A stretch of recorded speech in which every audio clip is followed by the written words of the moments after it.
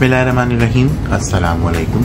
मैं हूं सुहेल सैयद और आप देख रहे हैं कुछ दिल की बातें। मैंने अपनी लास्ट वीडियो में आपको मूविंग के बारे में बताया था कि हमने किस तरह से मूव किया ओंटारियो से अल्बर्टा में, और आज मैं आपको इसका प्रोसेस बताऊंगा कि जो आप बच्चों को लेकर यहाँ आते हैं तो किस तरह से आपके जो बच्चे हैं वो यहाँ पे स्कूल ट्रांसफ़र का जो प्रोसेस होता है ओंटारियो से अल्बर्टा, वो मैं आपको बताऊंगा कि वो किस तरीके से होता है। इसके अलावा मैं आपको ये भी बताऊंगा कि जो नए लोग आते हैं उनको किस तरह से अपने बच्चों को ट्रांसफ़र करवाना होता है या उनको कैसे यहाँ पे एडमिशन दिलाना होता है। बहुत आसान प्रोसीजर होता है, इसमें कोई रॉकेट साइंस नहीं होती।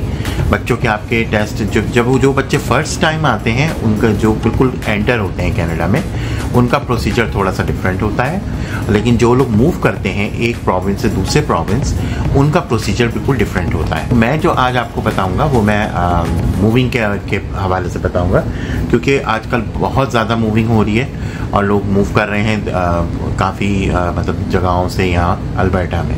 तो अल्बर्टा का जो रूल्स है वो मैं आपको बताऊंगा कि किस तरीके से किया जाता है। तो बहुत सिंपल तरीका है, उसमें ये होता है कि जैसे हमारे बच्चे जो थे वो ओंटारियो के स्कूल में जाते थे, तो बड़ा सिंपल तरीका होता है। अच्छा, एक मैं आपको यहाँ पे सजेशन दूंगा कि अगर आपका मूविंग का प्लान कर रहे हैं यहाँ अल्बर्टा आने के लिए या किसी भी दूसरे प्रोविंस में अगर आप मूव कर रहे हैं, अगर अनलेस आपकी कोई बहुत ही ज़रूरी ऐसी रिक्वायरमेंट है कि आपको फ़ौरन मूव करना है, तो वो तो आप उसके लिए तो कुछ नहीं कर सकते। लेकिन अगर आप प्लान कर रहे हैं कि अब हमें वहाँ मूव करना है तो कोशिश करें कि middle of the year move ना करें, क्योंकि उसकी वजह से थोड़ा सा बच्चों को इशू होता है। एडमिशन के इश्यूज़ होते हैं, जगह नहीं होती स्कूल में, तो उसकी वजह से इश्यूज़ हो जाते हैं। तो आप कोशिश करें कि जो छुट्टियाँ होती हैं जैसे जून, जुलाई, अगस्त, ये बेस्ट मंथ होते हैं मूविंग के लिए, क्योंकि उसमें वेदर भी अच्छा होता है, बच्चे भी फारिग होते हैं, आपको पहले से पता होता है कि हमें मूव करना है, तो उन दिनों में आप मूव कीजिए। तो उसका तरीका ये होता है कि जब आप जैसे हमने जब मूव कर रहे थे, हमें मालूम था कि अब हम जो है वो जून के बाद हम लोग मूव करेंगे या जुलाई के एंड में मूव करेंगे, तो हमने ये किया था कि जून के एंड तक यहाँ स्कूल खुले होते हैं। तो जून में ही हमने जो बच्चों के टीचर्स थे या उनके क्लास टीचर्स थे या प्रिंसिपल थी, स्कूल वालों को हमने ये इन्फॉर्म कर दिया था कि हम लोग जो है वो मूव कर रहे हैं, तो हमें इनकी रिपोर्ट कार्ड्स और जो भी ट्रांसफ़र लेटर्स होते हैं वो हमें चाहिए। तो उन्होंने हमें लेटर्स प्रोवाइड कर दिए थे स्कूल बंद होने से पहले, और उसमें ये होता है कि अगर आपका प्रोग्राम कैंसिल हो गया तो वो कोई इशू नहीं होता, आपका वो वहाँ पे दोबारा से बच्चा जो है वो वैसे भी रजिस्टर होता है नेक्स्ट क्लास में। लेकिन अगर सितंबर में बच्चा आपका वहाँ नहीं जाता है तो एक वीक के बाद फिर वो वहाँ से उसका ना रिकॉर्ड हटा देते हैं। तो हमने ये करा था कि मतलब उनको बता दिया था कि हम लोग मूव कर रहे हैं, तो उन्होंने फिर हम लोग को कुछ ज़रूरी जो ट्रांसफ़र लेटर्स होते हैं बस वो उन्होंने हमें बना के दे दिए थे, और बच्चों की रिपोर्ट्स कार्ड्स थी हमारे पास जो साल के एंड में आपको मिलती हैं, जो हर 3 महीने और 4 महीने में वो इशू करते रहते हैं। वो उन्होंने हमें फिजिकल दी, वैसे वो रिकॉर्ड पे भी होती हैं लेकिन उन्होंने हमें फिजिकल भी दी थी, तो प्रिंट करके हमें हार्ड कॉपीज़ दे दी थी। तो वो हम लोग ने अपने साथ लेकर आए यहाँ के। हमने वो जो तरीक़ा ये होता है कि जहाँ आप रह रहे हैं, जो आपका एड्रेस है, नया एड्रेस, उस पर आप जाएं गूगल पे और वहाँ पे जाके लिखें स्कूल नियर मी, तो जो भी स्कूल आपके जोन में आएगा वो वहाँ पर आ जाएगा। तो जो क्लोजेस्ट स्कूल होता है, ज़्यादातर स्कूल वॉकिंग डिस्टेंस ही होते हैं, जो जूनियर हाई स्कूल और एलिमेंट्री स्कूल्स तक होते हैं वो ज़्यादातर वॉकिंग पे होते हैं। हाई स्कूल के लिए थोड़ा सा आपको एफर्ट्स करनी पड़ती हैं। समटाइम्स वो भी आपको वॉकिंग मिल जाता है, लेकिन ज़्यादातर वो वॉकिंग नहीं होता क्योंकि वो काफ़ी बड़ा स्कूल होता है। तो हमने यही किया, हम लोगों ने गूगल के ऊपर लिखा, हमें जो पहला स्कूल आया हमने उसमें कॉल करके पता किया, तो उन्होंने बताया कि नहीं, आपका बच्चा जो है वो इस जोन में नहीं आ रहा है, तो आपको जो अगला स्कूल है उसमें आपके बच्चे का एडमिशन होगा। तो फिर हमने जो अगला स्कूल था वहाँ हमने कॉल की, उनको बताया कि हम लोग ओंटारियो से मूव हुए हैं। उन्होंने अपना ईमेल एड्रेस हमें दिया कि आप सारे डॉक्यूमेंट्स हमें इस ईमेल पे भेज दीजिए। हमने उसके ऊपर भेज दिया, वो समझें विदिन 24 आवर्स वो सारा प्रोसीजर हो गया, और उन्होंने उसके बाद हमें कॉल की कि जी आपका बच्चा जो है वो कल से स्कूल आ सकता है। और हमारे बच्चे जो थे वो सिर्फ एक दिन उनकी छुट्टी हुई, जो फर्स्ट डे था स्कूल का, क्योंकि ज़ाहिर है वो प्रोसीजर नहीं हुआ था, और अगले दिन से उन्होंने स्कूल जाना शुरू कर दिया। अच्छा, उसमें एक चीज़ ये होती है ESL। अब ESL क्या है? ESL जो है वो इंग्लिश लैंग्वेज होती है, प्रोफिशेंसी होती है कि जैसे जो बच्चे इंग्लिश को एज ए सेकंड लैंग्वेज लेते हैं, जैसे हम लोग सब सेकंड लैंग्वेज हमारी इंग्लिश है, हमारी फर्स्ट लैंग्वेज तो उर्दू है, तो जिन बच्चों की इंग्लिश सेकंड लैंग्वेज होती है उनको एक टेस्ट देना पड़ता है इंग्लिश लैंग्वेज का, लेकिन ये वो बच्चे देते हैं जो पहले से वीक हो या फिर उनका ये कि एडमिशन ना हुआ हो। जैसे वो कनाडा आए लेकिन उनका एडमिशन नहीं हुआ, या वो बीच में आए और उस वक्त उनको एडमिशन की ज़रूरत पड़ी, तो वो ESL टीचर करती है। तो उसमें ये होता है कि फिर वो उसका ESL टेस्ट लेते हैं कि उसकी इंग्लिश लैंग्वेज वो कहाँ पर पहुँच गया है। तो उसके हिसाब से फिर वो उसको तय करते हैं कि उसको इंग्लिश लैंग्वेज में भी जाना है कि नहीं जाना है। जैसे कुछ बच्चों का ये होता है कि ग्रेड 5 में तो वो ले लेते हैं, लेकिन उनको लाजमी इंग्लिश लैंग्वेज करना पड़ता है, ESL जिसको यहाँ कहते हैं। और वो आपके बच्चों के लिए बहुत अच्छा होता है क्योंकि उससे उनकी इंग्लिश बहुत अच्छी हो जाती है। जो यहाँ की रिक्वायरमेंट है, जो रिटन और जो कम्युनिकेशन जो होती है, क्योंकि आगे फिर उनको प्रॉब्लम ना हो, उसकी वजह से उनको एक बहुत अच्छा एक ये बेनिफिट मिलता है इस चीज़ का। तो इस तरह से आपके बच्चे का एडमिशन हो जाता है। हाई स्कूल का भी बिल्कुल सेम प्रोसीजर होता है। जैसे मेरी बेटी हाई स्कूल में थी तो उसकी भी हम वहाँ से लेटर लेकर आए थे, ट्रांसफ़र लेटर, और हमने जो है वो उसका रिपोर्ट कार्ड्स भी निकलवाई हुई थी, वो हमने भेजी थी। विदिन 24 आवर्स उसका भी एडमिशन हो गया था और नेक्स्ट मतलब जो है वो डे से वो भी स्कूल जाना शुरू हो गई थी। हाँ, हाई स्कूल का ये इशू होता है कि जैसे ग्रेड 10 से बच्चे सब्जेक्ट सिलेक्ट करते हैं कि फर्स्ट सेमेस्टर में उनको क्या चाहिए, सेकेंड सेमेस्टर में उनको क्या चाहिए, तो ये बड़ा इजी प्रोसीजर होता है। दूसरे लाइसेंस का होता है। लाइसेंस बहुत ही आसान है यहाँ पे। अगर आपके पास ऑलरेडी ओंटारियो का, ब्रिटिश कोलंबिया का, क्यूबेक का, कहीं का भी लाइसेंस है, आप बस वो लाइसेंस लेके जाएं।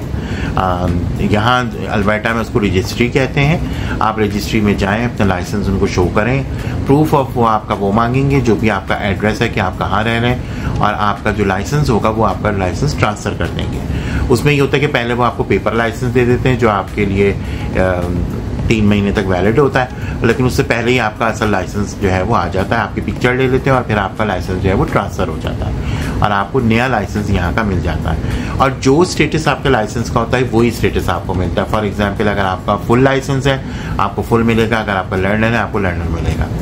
तो लाइसेंस भी बहुत आसान होता है। इसी तरह से जो हेल्थ कार्ड है, हेल्थ कार्ड भी यहाँ रजिस्ट्री करती है। आप रजिस्ट्री में जाते हैं, आप उनको बताते हैं कि जी मुझे अपना हेल्थ कार्ड भी ट्रांसफ़र करना है, वो आपको फॉर्म दे देते हैं, वो सारा फॉर्म आपको भरना होता है। तो जो आपको ओंटारियो का जो कार्ड होता है वो आपका 3 महीने के लिए वैलिड होता है यहाँ पे मूव होने के बाद। वैसे यहाँ पे फर्स्ट डे से हो जाता है, लेकिन क्योंकि आपके पास ऑलरेडी ओंटारियो का कार्ड है तो वो 3 महीने आपका वैलिड होता है। 3 महीने आप वो यूज़ करते हैं और उससे पहले फिर आपका हेल्थ कार्ड आपके घर पे आ जाता है रजिस्ट्री के थ्रू, जहाँ से आपने अपना लाइसेंस चेंज कराया था। लेकिन अगर आप पाकिस्तान से आ रहे हैं या किसी दूसरे कंट्री से आ रहे हैं और आपको हेल्थ कार्ड बनवाना है, तो अल्बर्टा में ये है कि आपका फर्स्ट डे से आपको हेल्थ कार्ड मिल जाता है। लेकिन जो दूसरे प्रोविंसेस हैं जैसे ओंटारियो है, ओंटारियो में आपको फर्स्ट डे से नहीं मिलता है, वहाँ पे 3 महीने का वेटिंग होता है। 3 महीने बाद आपका जो है वो हेल्थ कार्ड बनता है। तो अगर आपको कोई ऐसी खुदा न खास्ता बीमारी है जिसकी आप दवाएं रेगुलर लेते हैं, तो आप वहाँ से 3 महीने का पूरा इंतज़ाम करके आएँ, क्योंकि अगर आपको जाना पड़ा तो वो बड़ा एक्सपेंसिव होता है यहाँ पे, क्योंकि आपको पे करना पड़ेगा। आपका कार्ड नहीं बना होता तो इस वजह से आपको पे करना पड़ता है। लेकिन अल्बर्टा में ऐसा नहीं है, अल्बर्टा में आपका फर्स्ट डे से होता है। तो ये 3 चीज़ें बहुत अहम होती हैं जो आपको करानी होती हैं। उसके बाद आता है गाड़ी को ट्रांसफ़र कराने का प्रोसीजर। तो गाड़ी का ये होता है कि आप फर्स्ट 2 महीने 3 महीने गाड़ी को यूज़ कर सकते हैं वहाँ के इंश्योरेंस के ऊपर, वहाँ की रजिस्ट्रेशन के ऊपर। लेकिन अच्छा होता है 15 दिन के अंदर अंदर अगर आपका फ़ाइनल हो गया। जैसे मैंने जब हम आए थे, हमारा तो फाइनल था, हमें तो पता था हमें यहीं रहना है, तो हमने तो वेरी नेक्स्ट डे जाके और उनको इन्फॉर्म कर दिया था। तो उन्होंने हमें एक फॉर्म दिया था, रजिस्ट्री आपको एक फॉर्म देती है जो इंस्पेक्शन का होता है, क्योंकि जब आप किसी दूसरे प्रोविंस से यहाँ पे आते हैं तो आपको अपनी गाड़ी का इंस्पेक्शन कराना होता है, चाहे आपकी गाड़ी कितनी अच्छी क्यों ना हो। तो वो आपको जाके किसी भी जो ऑटो मैकेनिक जो ऑथराइज होते हैं इंस्पेक्शन के लिए, उनके पास जाएं, वो इंस्पेक्शन करते हैं। 1-2 घंटे का प्रोसीजर होता है, वो आपको फिर आपकी वो पेपर वर्क दे देते हैं। वही पेपर वर्क और इंश्योरेंस में आपके एड्रेस वगैरह सब चेंज करा के आपको लेके रजिस्ट्री में जाना होता है, और फिर रजिस्ट्री वाले जो हैं वो आपको नई रजिस्ट्रेशन और नई नंबर प्लेट यहाँ की जैसे अल्बर्टा की इशू कर देते हैं। तो ये सारे प्रोसीजर बड़े आसान होते हैं और इनमें कोई मुश्किल नहीं होती है। और कुछ लोग इसको बहुत मुश्किल समझते हैं, लेकिन मैं आपको फिर यही कहूँगा कि अगर आपका मूविंग का इरादा है, आप चाहते हैं मूव होना, तो कोशिश करें कि middle of the year move ना हो, क्योंकि बच्चों के लिए ज़रा सा हार्ड होता है कि बच्चे जो हैं वो उसमें मतलब उनको स्कूल में थोड़ा सा इशू हो जाता है कि अगर उस स्कूल में जगह नहीं है तो उनको थोड़ा दूर स्कूल में जाना पड़ जाता है। और ओंटारियो में जैसे मैंने आपको बताया कि ओंटारियो में जो बसेस होती हैं स्कूल की वो फ्री ऑफ कॉस्ट होती हैं, आपको पे नहीं करना होता। लेकिन अल्बर्टा में अगर आपका बच्चा स्कूल बस से जा रहा है तो वो आपको पे करना है। तो ज़्यादातर पेरेंट्स फिर यही करते हैं कि खुद ही पिक एंड ड्रॉप देते हैं या फिर किसी से बात कर लेते हैं और उनको कुछ चार्जेस वो आपको चार्ज करते हैं। जैसे कोई अपने बच्चों को रोज़ाना छोड़ने जा रहा है तो वो आपके बच्चे को भी साथ साथ ले गया और उसने आपके बच्चे को भी छोड़ दिया, तो उस पर फिर आप कभी उनका फेवर करते हैं, कभी वो आपका फेवर करते हैं। कुछ लोग जो हैं वो राइड शेयर के नाम से एक यहाँ पे चीज़ें होती हैं, फेसबुक के ऊपर भी अवेलेबल होती है, या आप फेसबुक पे अपना ऐड लगा दें, आप उसमें बता दें कि जी ये मेरी लोकेशन है, मैं इस जगह पे रहता हूँ या रहती हूँ और मेरे बच्चे का ये स्कूल है और मुझे daily Monday to Friday pick and drop चाहिए। तो फिर जो लोग वहाँ से जा रहे होते हैं वो आपसे कांटेक्ट कर लेते हैं और रेट तय कर लेते हैं कि वो उतना रेट होता है। लेकिन जो है क्योंकि यहाँ पे जो स्कूल बस है वो आपको चार्ज करती है, यहाँ पे स्कूल बस फ्री नहीं है। अगर आप स्कूल बस करते हैं तो उसके आपके चार्जेस होते हैं। दूसरे ओंटारियो में लंच सुपरविज़न जो था, लंच सुपरविज़न भी वहाँ पे फ्री होता था। जो बच्चे लंच टाइम में वहाँ पे लंच करते हैं और टीचर उनको असिस्ट करते हैं। लेकिन यहाँ पे ऐसा नहीं है, यहाँ पे आपको फ़ीस देनी होती है। उसकी फ़ीस होती है मेरा ख्याल $20 $25 इस तरह पर मंथ, जो वो आपको पे करनी होती है बच्चों की। और उसके अलावा जो भी एक्टिविटीज़ होती हैं वो आपको पे करनी पड़ती हैं यहाँ पे। जैसे अल्बर्टा ओंटारियो में ये होता था कि बहुत सारी जो फीसेस थी वो गवर्नमेंट से कवर्ड थी, तो वो आपको पे नहीं करनी पड़ती थी। लेकिन यहाँ पे आपको बहुत सारी चीज़ों में फ़ीस पे करनी पड़ती है। ओवरऑल अल्बर्टा जो है वो बहुत अच्छा है, बहुत पीसफुल है। और लेकिन अब अल्बर्टा की प्राइसेस भी हाई होना शुरू हो गई, कैलगरी की तो बहुत ज़्यादा हाई हो गई हैं और एडमिंटन की जो है वो अब हाई होना शुरू हो गई हैं। तो आप कोशिश करें कि ऐसी जगहों पे रहें जहाँ पे आपका जो लिविंग एक्सपेंस है वो कम हो। जैसे ओंटारियो में जो लोग बहुत पहले से रह रहे हैं, शुरू से रह रहे हैं, जिनको सोशलाइजिंग बहुत पसंद है, उनके लिए तो ये जगह इतनी अच्छी नहीं है क्योंकि ओंटारियो में तो बहुत ज़्यादा सोशलाइजिंग है। लेकिन यहाँ पे ऐसा कुछ नहीं है। तो उसके लिए ज़रूरी है कि आप ऐसी जगहों पे रहें जहाँ पे आप खुद बच्चों को टाइम दें, खुद बच्चों की एक्टिविटी करवाएं। अगर आपको बच्चे को किसी जिम में डालना है या आपको अपने बच्चे को किसी जो है वो एक्टिविटी जैसे स्विमिंग है या कोई भी ऐसी एक्टिविटी में अगर आप, या फुटबॉल है, जैसे यहाँ पे बच्चे फुटबॉल बहुत शौक से खेलते हैं, अगर आपको उसमें लेके जाना है तो वो सारी चीज़ें आप बच्चों को करवाएं, उनके फ्रेंड्स बनने दें। और जो स्कूल में बड़े क्लब्स होते हैं, स्कूल वाले आपको बहुत टाइम, जैसे एक्स्ट्रा टाइम में वो कहते हैं कि थोड़ा सा बच्चों को आप टाइम दें कि वो अपने आप को थोड़ा सा फ्रेशन अप करें। तो ये सारी चीज़ें हैं।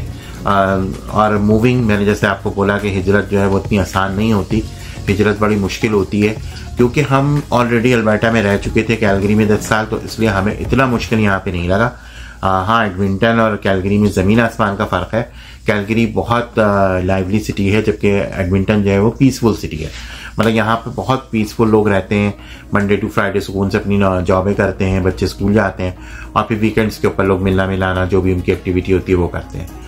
और सर्दियों में तो ये भी ख़त्म हो जाती है क्योंकि सर्दियों में यहाँ पे -30, -40, -52 भी हमने लास्ट ईयर देखा। तो ये होता है, तो उसकी वजह से बहुत ज़्यादा एक्टिविटीज़ बाहर की नहीं होती। लेकिन एक चीज़ है कि चाहे जितनी भी सर्दी हो, स्कूल यहाँ बंद नहीं होते, स्कूल खुले रहते हैं और बच्चे स्कूल जाते हैं, प्रॉपर जैसे नॉर्मल स्कूल जाते हैं उस तरह से जाते हैं। तो ये मेरी आज की वीडियो थी और मुझे उम्मीद है कि आपको ज़रूर पसंद आई होगी, आपको कुछ इन्फॉर्मेशन मिली होगी। अच्छा, दूसरे मैं आपसे ये कहूँगा कि अगर आपके कोई भी सवाल हैं, अगर आप मूव होने वाले हैं या आप मूव होना चाहते हैं तो आप ज़रूर मुझसे क्वेश्चंस करें।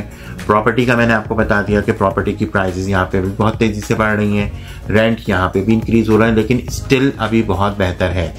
तो और क्योंकि अभी थोड़े से हालात कनाडा के कोई इतने अच्छे नहीं जा रहे, जॉब्स वगैरह के हालात भी बहुत अच्छे नहीं जा रहे हैं, तो उसकी वजह से थोड़ा सा लोगों को इश्यूज़ हो रहे हैं। तो ये मेरी आज की वीडियो थी। अपने इर्द गिर्द के लोगों का, बच्चों का, स्पेशली बुजुर्गों का बहुत ख्याल रखिए।